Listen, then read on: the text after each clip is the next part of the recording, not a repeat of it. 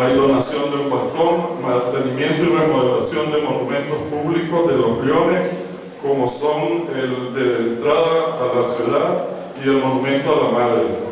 En el día del 30 de mayo se hace presente y se lleva un arreglo floral. Se trabaja en un vivero leonístico, se juramentó la nueva junta directiva, reuniones todos los miércoles, se da apoyo a los cachorros que viajan a Wisconsin en un intercambio que se tiene con el club de Spring Green. Se da asistencia a los de la tercera edad,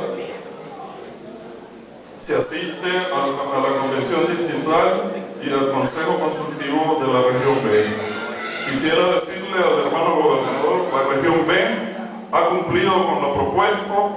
Muchas gracias por la confianza depositada en nosotros. Muchas gracias.